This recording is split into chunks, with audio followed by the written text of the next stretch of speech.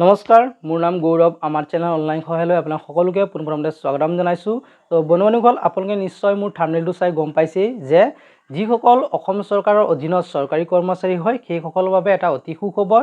সেইসকল কৰ্মচাৰী যিসকল কৰ্মচাৰীৰ আপোনালোকৰ Mmlsayত আপোনালোকৰ ইঞ্চুৰেঞ্চ এটা কৰা আছিলে, অৰ্থাৎ আপোনালোকে সকলোৱে জানে যে আপোনালোকৰ মাহেকৰ দৰমহাৰ পৰা আপোনালোকৰ কিছুমানৰ 225 টকা, হয়তো কিছুমানৰ 180 টকা, হয়তো কিছুমানৰ আৰু বেছি এমাউণ্ট কাটি ৰাখে। এই এমাউণ্টটো কাটি ৰখাৰ মূল উদ্দেশ্যটো হ'ল মুখ্যমন্ত্ৰী লোকসেৱা আৰোগ্য যোজনাৰ নামত কাটি ৰাখে, আৰু এইটো হ'ল এটা হেল্থ স্কিম অৰ্থাৎ হেল্থ ইঞ্চুৰেঞ্চ। আৰু এই ইঞ্চুৰেঞ্চটোৰ জৰিয়তে যিসকল অসম চৰকাৰৰ অধীনত চৰকাৰী কৰ্মচাৰী আছিলে সেইসকল কৰ্মচাৰীয়ে ফ্ৰীতে চিকিৎসা কৰিব পাৰিছিল, অৰ্থাৎ ৰিম্বাৰ্চমেণ্ট ক্লেইম কৰিব পাৰিছিলে।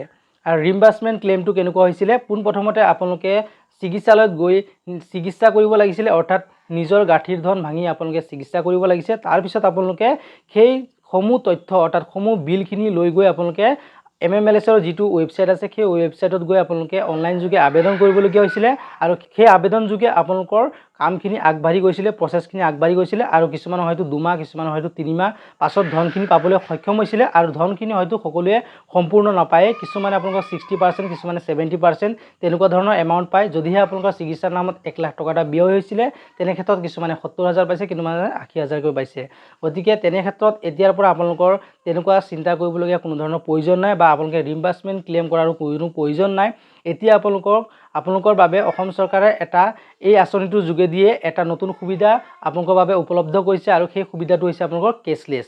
অৰ্থাৎ যেনেকৈ আপোনালোকৰ বেলেগ হেল্থ ইঞ্চুৰেঞ্চত আপোনালোকৰ কেছলেছ পে'মেণ্ট কৰা হয়, অৰ্থাৎ আপোনালোকে পোনপ্ৰথমতে গৈ আপোনালোকৰ ইঞ্চুৰেঞ্চটোত যিকেইখন হস্পিটেল সন্নিৱিষ্ট হৈ থাকে সেইকেইখন হস্পিটেলত যদি আপোনালোকে গৈ চিকিৎসা কৰে, আপোনালোকে ফ্ৰীতে বিনামূলীয়াকৈ চিকিৎসা কৰিব পাৰে, আৰু সেই সকলো খৰচখিনি আপোনালোকৰ যিটো ইঞ্চুৰেঞ্চ লৈছিলে সেই ইঞ্চুৰেঞ্চে বহন কৰিছিলে।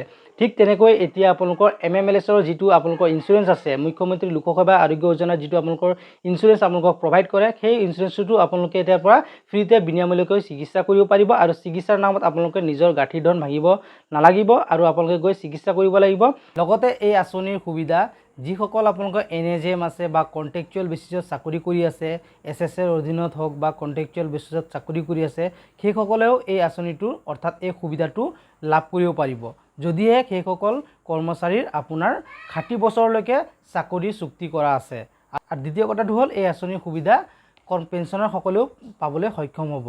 যিসকল অসম চৰকাৰৰ অধীনত পেঞ্চনাৰসকল আছে সেই পেঞ্চনাৰসকলেও এই আঁচনিটো পাবলৈ সক্ষম হ'ব।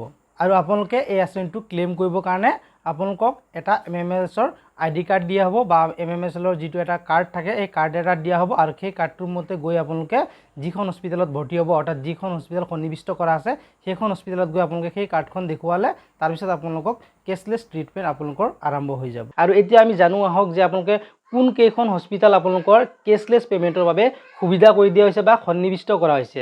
আপোনালোকে মোৰ মোবাইল স্ক্ৰীনত এটা নটিফিকেশ্যন চাব পাৰিছে, আৰু এই নটিফিকেশ্যনটোত আপোনালোকৰ সেইসমূহ হস্পিটেলৰ নাম ইয়াত দিয়া আছে যিসমূহ হস্পিটেলত আপোনালোকৰ কেছলেছ পে'মেণ্টৰ সুবিধাটো কৰি দিয়া হৈছে। অৰ্থাৎ আপোনালোকে এইকেইখন হস্পিটেলত যদি যায় তেনে ক্ষেত্ৰত আপোনালোকে কোনো ধৰণৰ নিজৰ গাঁঠিৰ ধন বা নিজৰ পকেটৰ পইচা আপোনালোকে দিব নালাগে। সেই সকলোখিনি আপোনালোকৰ খৰচ অসম চৰকাৰৰ ফালৰ পৰা বহন কৰা হ'ব। সেইসকল হস্পিটেলৰ নাম হৈছে আপোনালোকে চাব পাৰিছে যে Guwahati medical college and hospital, আৰু দ্বিতীয় আপোনালোকৰ আছে Dhubri medical college and hospital, Tezpur medical college hospital. এনেকৈ ক্ৰমে আপোনালোকে চাই গৈ থাকিলে সমূহ হস্পিটেলখিনিৰ নাম আপোনালোকে মোৰ মোবাইল স্ক্ৰীনত এই নটিফিকেশ্যনটোত চাব পাৰিছেই। আৰু লগতে আপোনালোকে এইসমূহ যিসকল হস্পিটেল আছে এই সকল হস্পিটেলত আপোনালোকে মে' মাহৰ পৰাই এফেক্টেড হৈ গৈছে। আৰু দ্বিতীয় কথাটো হ'ল যে আপোনালোকৰ অক্টোবৰ মাহৰ পৰা আৰু তলত দিয়া যিখিনি হস্পিটেল আছে এইখিনি হস্পিটেল আপোনালোকৰ অক্টোবৰ মাহৰ পৰা এফেক্টেড কৰা হ'ব, আৰু পৰৱৰ্তী কালত হয়তো আৰু বহুতো হস্পিটেল এই আপোনালোকৰ কেছলেছ পে'মেণ্টত সংযোজন কৰা হ'ব। আৰু Mmlsayৰ এই সুবিধাটো আপোনালোকৰ কেনেকুৱা লাগিল আপোনালোকে কমেণ্ট কৰিবলৈ নাপাহৰিব, আৰু এই কথাটো আপোনালোকে গম পাইছেনে আগতীয়াকৈ আপোনালোকে জনাব। আৰু এই নটিফিকেশ্যনটো আপোনালোকে আমাৰ এই ভিডিঅ'টো ডেছক্ৰিপশ্যনত পাই যাব, নতুবা আপোনালোকে কমেণ্ট কৰিব, আপোনালোকৰ কমেণ্ট বক্সত মই আপোনালোকক এই নটিফিকেশ্যনটো দি দিম। আৰু এই ভিডিঅ'টো আপোনালোকৰ এইখিনি ইনফৰমেশ্যন দিয়াৰ বাবে মই প্ৰস্তুত কৰিছোঁ। যদি আপোনালোকে এই ভিডিঅ'টো ভাল পাইছিল তেতিয়া লাইক কৰিব, কমেণ্ট কৰিব, শ্বেয়াৰ কৰিব, আৰু লগতে আমাৰ চেনেলত যদি আপোনালোকে প্ৰথমবাৰৰ বাবে আহিছে তেতিয়া আমাৰ চেনেলটো ছাবস্ক্ৰাইব কৰি কাষত থকা বেল আইকনটো প্ৰেছ কৰি অল কৰি ল'ব। তেতিয়াহে আমাৰ এনেকুৱা ধৰণৰ নতুন ভিডিঅ'বোৰৰ নটিফিকেশ্যন আপোনালোকে সকলোতকৈ আগত পাই থাকিব। গতিকে আজি ভিডিঅ'টো ইমানেই আছিলে, পুনৰ লগ পাম অন্য এটা নতুন ভিডিঅ'লৈ। জয় অসম, বন্দে মাতৰম।